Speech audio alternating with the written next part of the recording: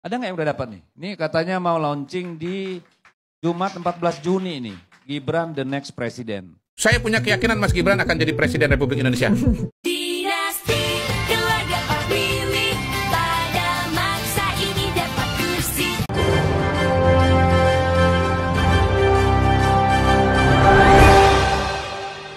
Assalamualaikum warahmatullahi wabarakatuh. Jadi viral di sosial media yaitu buku Gibran the Next President. Nah, ini menjadi pembicaraan dan perbincangan publik di sosial media sampai Deddy Sitorus pun buka suara ya, mempertanyakan bagaimana mendapatkan buku Gibran the Next President. Baik, langsung saja kita lihat videonya. Ada nggak yang udah dapat nih? Ini katanya mau launching di Jumat 14 Juni ini. Gibran the next president. Ya promosinya saya juga. Saya promosi, makanya saya pengen baca. Karena ada satu podcast saya dengar, kami disuruh belajar sama Gibran dan Kaisang. Jadi pengen belajar gua nih. Luar biasa ya Jokowi, padahal Gibran belum dilantik sudah berani yaitu mau launching buku Gibran the Next President. Nah, kalau kita lihat lagi apa yang disampaikan oleh Koni Bakri yaitu pengamat militer yang pernah mengeluarkan statement bahwa Prabowo hanya menjabat sekitar 2 tahun, habis itu diambil alih kekuasaan oleh Gibran. Jangan-jangan apa yang disampaikan oleh Koni bisa saja terjadi karena hawa nafsu kekuasaan Gibran untuk menjadi presiden saja belum dilantik sudah kelihatan ada buku Gibran the Next President, dan ini patut dipertanyakan siapa di balik yaitu yang membuat buku Gibran the Next President. Jangan-jangan adalah Kodari, karena Kodari sendiri pernah ya mengatakan bahwa Gibran suatu saat akan jadi presiden. Coba kita lihat statementnya. Saya punya keyakinan Mas Gibran akan jadi Presiden Republik Indonesia di masa depan. Ya, pertama dia kan sekarang akan jadi wakil presiden. Secara latar belakang dia sudah berpengalaman sebagai kepala daerah, dia terus jadi wakil presiden. Yang kedua, saya kira dia akan menjadi wakil presiden yang punya peranan yang signifikan, yang berbeda dengan wakil presiden sebelumnya. Dan sebetulnya itu dukungan bantuan satu lagi bagi Pak Prabowo untuk menjalankan tugas sebagai presiden yang berhasil. Yang ketiga, dia punya kemampuan komunikasi yang tidak biasa ya. Mulai dari awok sampai nyeleneh-nyelenehnya itu dia bisa membaca segmen anak muda. Saya yakin dia punya peluang untuk mendapatkan elektabilitas yang tinggi sebagai calon presiden di masa yang akan datang. Nah, saya tidak bisa memahami apa yang disampaikan Kodari bahwa Gibran komunikasi yang tidak biasa. Ya memang tidak biasa. Saat ditanya wartawan saja, berbicaranya pun sangat irit ya. Kemarin tentang statement Gibran, yaitu tentang Kaisang akan berpasangan dengan Anies pun ya. Ya baik, bagus itu cuma itu aja. Jadi bagaimana baik menjadi seorang calon presiden. Jadi kita tahu ya siapalah Kodari. Kodari ya tidak jauh-jauh lah dari penjilat rezim Jokowi, dan bisa saja bahwa yang menciptakan buku itu adalah Kodari sendiri. Jadi mulai dari sekarang, jadi brandingnya Gibran sudah dibangun ya. Dan ini menjadi tidak baik di mata Prabowo ya. Belum dilantik saja sudah berani mempopulerkan diri, membrandingkan diri, yaitu jauh daripada Prabowo Subianto. Nah, sampai mantan relawan Jokowi yaitu John Sitorus ya, dulu relawan Jokowi yang sekarang malah menyesal ya melihat Jokowi berbalik arah, sampai dia men-tweet di akun Twitternya dengan mengatakan Prabowo bahkan belum dilantik tapi sepertinya usaha untuk mendorong Gibran jadi presiden lebih serius dari yang kita kira. Satu sisi ini melecehkan martabat seorang presiden terpilih belum dilantik tetapi sudah seolah-olah melangkahi seorang Prabowo. Akan lebih tepat jika buku ini diluncurkan 2 tahun setelah Prabowo dilantik agar tidak timbul tanya dalam benak publik. Dan juga ada berita terbaru ya dari netizen ya, katanya buku itu batal di launching ya, nggak tahu apa alasannya. Coba kita lihat videonya. Nah, ini beredar di TikTok yaitu batal launching buku, indikasi ada yang tersinggung. Jadi ini penulisnya Ahmad Bahar ya. Nah, kita nggak tahu apa yang membuat buku Gibran the Next President ini batal launching ya. Dan ini ada keterangannya. Nah, di sini ada surat pemberitahuan pembatalan acara launching dan lelang buku berkaitan surat undangan acara launching lelang buku Gibran the Next President yang rencana diselenggarakan pada hari Jumat 14 Juni 2024 pukul 15 sampai 17 WIB Hotel Solia Hotel Solia Zigna Laweyan Solo. Oh, di Solo. Jadi melalui surat pemberitahuan ini kami sampaikan bahwa acara tersebut batal diselenggarakan. Jadi tidak tahu ini apa yang membatalkan, yaitu launching buku Gibran The Next President. Mungkin karena begitu banyak kritikan, komentar netizen ya. Salah satunya juga tadi seperti kader PDIP Deddy Sitorus, sehingga rame di sosial media. Mungkin Jokowi mengurungkan niat untuk meluncing bukunya Gibran. Baik, coba kita lihat beberapa komentar dari netizen atas viralnya buku Gibran The Next President ini. Kok bisa gitu sepede ini gitu bro ya, luncurin buku The Next President? Hah? Kerja aja belum, diskusi aja baru sama anak SD. Belum pernah tuh saya ngelihat Anda nih diskusi sama mahasiswa sama dosen-dosen gitu, diskusi secara terbuka bagaimana untuk menjalankan roda pemerintahan, bagaimana untuk menstabilkan harga pangan, bagaimana untuk meningkatkan perekonomian. Nah lo kan, sabar, ini baru permulaan, buku dulu, ntar baru filmnya. Tapi kalau film agak susah ya. Tahun depan mungkin mulai muncul tuh penghargaan-penghargaan yang out of the box. Gelar-gelar adat, penghargaan anti korupsi. Biasanya dari lembaga atau ormas, terutama ormas yang, ngerti kan ormas yang gue maksud? Tapi biasanya juga muncul ormas yang sama sekali baru gitu. Yang bahkan masyarakat tuh nggak pernah denger sebelumnya. Semacam relawan, berkedok organisasi yang mewakili masyarakat banyak. Habis itu di pertengahan periode barulah muncul tuh survei indikator 100% masyarakat Indonesia puas dengan kinerja Gibran. Terus mendadak dapat gelar doktor honoris causa, ditambah gelar Gus Gibran. Cocok. Nah di tahun terakhir barulah muncul survei elektabilitas. Hasil survei indikator Gus Gibran unggul 110%. Cakep. Belum lagi support sistem dari kelurahan pusat. Jos lah pokoknya. Sumpah lah bos. Edar penampakan buku Gibran The Next President. Katanya, aku bukan anak ingusan. Sosok Gibran Raka Buming disebut sebagai peristiwa budaya. Ini apa lagi nih? Padahal presiden terpilih dan wakil presiden terpilih beliau sendiri belum dilantik resmi oleh pemerintah, tetapi sudah menerbitkan buku Gibran The Next President. Ini ada apa ya? Seolah-olah Indonesia itu sudah disetting milik keluarga mereka sendiri. Baik dari paman, anak, menantu, mertua, adik ipar, dan lain sebagainya. Itu semuanya menjabat di pemerintahan. Lebih miris lagi, para pendukungnya katanya nggak apa-apa, dinasti politik juga, yang penting kinerjanya bagus. Gimana mau bagus? Tidak ada kontribusinya buat negara. 10 tahun Indonesia dipimpin oleh bapaknya, apakah ada perubahan? Tidak ada. Kesejahteraan rakyat Indonesia apakah lebih baik? 10 tahun kita dibohongin. Apakah itu belum merasa cukup untuk menyadarkan kita semua? Bahkan partai PDIP para kadernya sudah mulai sadar karena sudah mulai berseberangan. Sehingga sekarang mereka membela wong cilik. 10 tahun pemimpin Indonesia ya, nggak pernah ada tuh janji-janji dia yang ditepatin.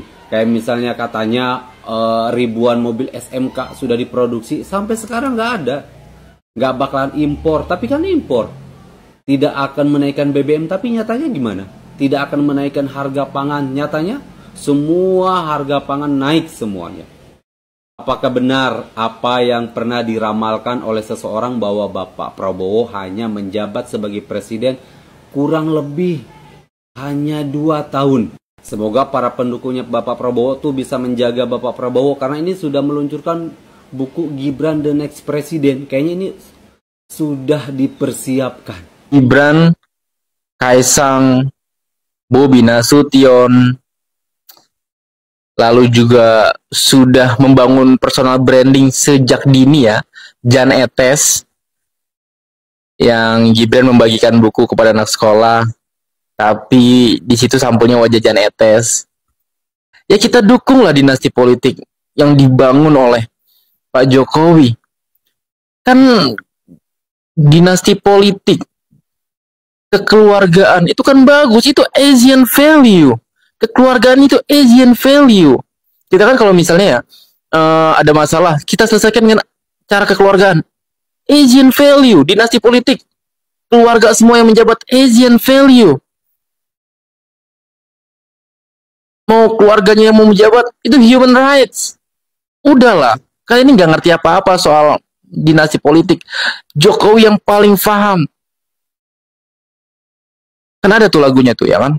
Nih, kita dengerin aja lagunya. Dinasti keluarga Pak Willy pada masa ini dapat kursi. Semua hukum mereka labrak, ngakak notak pikir etika. Dinasti keluarga Pak Willy batas usia calon diotak atik oligarki. Tak tahu diri sudah mabok kekuasaan. Mahkamah oh sudah mati. Ini benar-benar Asian value ya. Tapi luar biasa netizen ya. Jadi membuat lagu Dinasti Keluarga Pak Wiwi, pelan-pelan kelihatannya memang pemilih 58% sudah mulai sadar ini kalau kita lihat ya. Dan juga masih juga ada yang membela bahwa kalau memang mereka bisa, artinya mereka mampu menjadi calon presiden atau calon wakil gubernur, kenapa tidak?